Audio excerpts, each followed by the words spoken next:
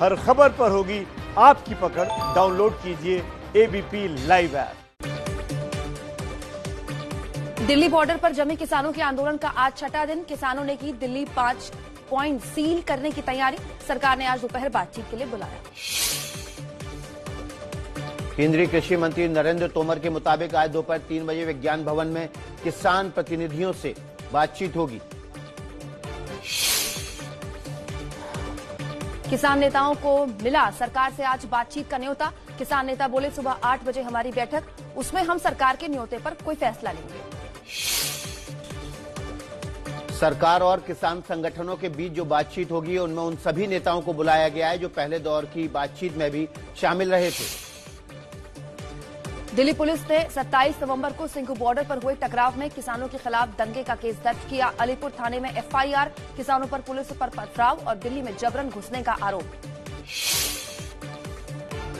पिछले 5 दिनों से दिल्ली हरियाणा सिंधु बॉर्डर पर डटे पंजाब के हजारों किसान कल किसान संगठनों ने प्रेस कॉन्फ्रेंस करके कहा था, हम यहां निर्णायक लड़ाई लड़ने आए हैं। पंजाब और हरियाणा से अभी तक किसानों के जत्थे पहुंच ही रहे हैं दिल्ली। पश्चिमी यूपी के किसान भी अब दिल्ली यूपी बॉर्डर पर जम गए हैं। हरियाणा की कई खाप भी किसानों के लिए आगे आ गई हैं। किसानों के तेवर को देखते हुए सिंधु और टिकरी बॉर्डर आवाजाही के लिए बंद किया गया है। गाजीपुर गाजियाबाद बॉर्डर पर भी भारी सुरक्षा है। बैरिकेडिंग पर ही किसानों ने गुरु पर्व की मोमबत्ती जलाई। आंदोलन कर रहे किसानों के समर्थन में आए ट्रांसपोर्टर्स भी हड़ताल की धमकी दी। किसान बोले, हमारे मन की बात सुने मोदी। कॉरपोरेट को फायदा पहुंचाने के लिए नया कृषि कानून लाया गया। वाराणसी के मंच से पीएम मोदी ने प्रदर्शन कर रहे किसानों को बताई कृषि कानून की अच्छाइयां। कहा, किसान गलतफहमी के शिकार। विपक्षियों ने बरगलाया, गलत चीजें बताई। किसानों के समर्थन में सांसद हनुमान बेनीवाल का बड़ा ऐलान। अमित शाह को चिट्ठी लिखकर कहा, किसान कानून वापस हो वरना एनडीए में रहने पर विचार करना होगा। किसानों के प्रदर्शन की वजह से दिल्ली की सीमा पर बाड़ों के साथ बच्चे भी किलोमीटर पैदल चलने को मजबूर। पुलिस के रूट डायवर्ट करने से भी जाम से जनता को भारी दिक्कत। पीएम मोदी ने अपने संसदीय क्षेत्र वाराणसी में मनाई देव दीपावली। 11 लाख दियों से जगमगाए गंगा के घाट। मोदी बोले, काशी की ऊर्जा, भक्ति और शक्ति को कोई नहीं बदल सकता। मोदी ने काशी विश्वनाथ मंदिर में पूजा अर्चना के बाद पीएम कॉरिडोर प्रोजेक्ट का जायजा लिया, जिसके बाद दीपदान किया। पीएम मोदी और सीएम योगी ने क्रूज से चेत सिंह घाट पर लेजर शो देखा। शिव भक्ति में लीन दिखे मोदी। सारनाथ में भी लेजर एंड साउंड शो का आनंद लिया। वाराणसी के राजघाट से मोदी बोले, 100 साल से भी पहले माता अन्नपूर्णा की जो मूर्ति काशी से चोरी हो गई थी वो फिर वापस आ रही है। माता अन्नपूर्णा एक बार फिर से अपने घर लौट रही है। महादेव की नगरी काशी में पूरी तरह शिव भक्ति में लीन दिखे प्रधानमंत्री। शिव भक्ति से जुड़ा एक वीडियो भी उन्होंने ट्विटर पर शेयर किया जो बहुत वायरल है। काशी में बोले, मोदी विरोध करने वालों ने राम मंदिर और काशी में कॉरिडोर का भी विरोध किया था, लेकिन आज भगवान की कृपा से मंदिर बन रहा है। वाराणसी से पीएम मोदी ने बिना नाम लिए चीन और पाकिस्तान पर बोला हमला। कहा, सीमा पर घुसपैठ हो, विस्तारवादी ताकतों का दुस्साहस या देश तोड़ने की साजिशें, भारत सबको जवाब दे रहा है। गंगा किनारे से मोदी का परिवारवाद की राजनीति पर भी अटैक। बोले, कुछ पार्टियों के लिए विरासत मतलब परिवार, हमारे लिए विरासत मतलब देश की धरोहर। जम्मू कश्मीर में जिला विकास परिषद के दूसरे चरण के लिए आज 43 सीटों पर वोटिंग होनी है। पहले चरण में 52% मतदान हुआ था। अनुच्छेद 370 खत्म होने के बाद राज्य में ये पहला चुनाव है।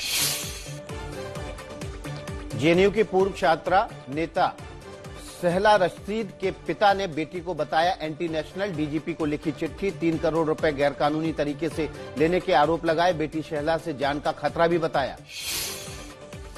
शहला रशीद ने पिता की चिट्ठी पर प्रतिक्रिया देते हुए इसे आधारहीन और घृणित मानसिकता बताया। शहला ने ट्वीट कर कहा, परिवार में ऐसा होता नहीं है जैसा मेरे पिता ने किया है। कश्मीर के आईजी विजय कुमार शहला के पिता के दावे पर बोले, सत्यापन के लिए अब्दुल राशिद शोरा के चिट्ठी को श्रीनगर के एसएसपी को भेजा गया। ग्रेटर हैदराबाद नगर निगम की 150 सीटों के लिए आज वोटिंग। 4 दिसंबर को नतीजे आएंगे। बीजेपी ने चुनाव में पूरी ताकत झोंकी हुई है। योगी आदित्यनाथ के हैदराबाद को भाग्यनगर बनाने के ऐलान पर रामदेव भी बोले, हैदराबाद समेत उन सभी राज्यों के नाम बदले जाएं जिनका नाम मुगलों और अंग्रेजों ने रखा। बीजेपी का कर्नाटक में हिंदू कार्ड, बीजेपी की येदियुरप्पा सरकार में मंत्री ईश्वरप्पा बोले, किसी भी जाति का उम्मीदवार मंजूर, लेकिन मुस्लिम को कभी टिकट नहीं देंगे। मध्य प्रदेश में भी नाम बदलने की राजनीति, प्रदेश के प्रोटेम स्पीकर और बीजेपी नेता रामेश्वर शर्मा की मांग, ईदगाह हिल्स का नाम गुरु नानक टेकरी हो, कांग्रेस ने बताया विभाजनकारी। एमपी के रीवा में कथित लव जिहाद मामले ने तूल पकड़ लिया है। कार्रवाई न होने पर पुलिस के खिलाफ सड़क पर बजरंग दल मोर्चा संभाले हुए है, आंदोलन उग्र करने की चेतावनी दी। मंदसौर में दलित की बारात रोके जाने के मामले में 8 दबंगों पर केस दर्ज। अपने इलाके से जाती बारात में दूल्हे को घोड़ी से जबरन उतारा था, पुलिस के साए में शादी हुई। प्रख्यात समाजसेवी बाबा आमटे की पोती डॉक्टर शीतल आमटे की महाराष्ट्र के चंद्रपुर में संदिग्ध हालत में मौत, जहर से इंजेक्शन लगाकर खुदकुशी का शव, पुलिस जांच कर रही है। बिहार के भागलपुर में वांटेड अपराधी दिव्यांशु को पकड़ने पहुंची पुलिस टीम पर देसी बम से हमला, ट्रेनी आईपीएस और डीएसपी की छापेमारी, हमले के बावजूद अपराधी को दबोचा। एरिक्सन की एक रिपोर्ट के मुताबिक अगर स्पेक्ट्रम नीलामी अगले साल से शुरू हुई तो भारत में 2026 तक होंगे 35 crore 5G connections. Reliance capital ने करीब 24 करोड़ के टर्म लोन के ब्याज भुगतान पर डिफॉल्ट किया। एचडीएफसी और एक्सिस बैंक ने दिया था लोन। रेटिंग एजेंसी फिच का दावा, अगले एक साल में और 5 से 7 करोड़ घट सकते हैं वोडाफोन आइडिया के ग्राहक, एयरटेल और जियो को इसका फायदा मिलेगा। E commerce company Amazon Bharat में अपने कर्मचारियों को देगी 6,300 करोड़ रुपए तक का विशेष बोनस। एक ब्लॉग पोस्ट में अमेजॉन ने इसका ऐलान किया है। पाकिस्तान में अल्पसंख्यकों पर होते अत्याचारों के बीच इमरान खान ने फिर झूठ बोला। इस्लामाबाद में बोले, चर्च हो, मंदिर हो, गुरुद्वारा हो, सब हमको प्रोटेक्ट करेंगे। नेपाल के बाद चीन के रक्षा मंत्री ने किया पाकिस्तान का भी दौरा, पाक आर्मी की झूठी तारीफ की। इससे पहले सैन्य मदद का समझौता कर वन चाइना नीति के लिए ओली की पीठ थपथपाई।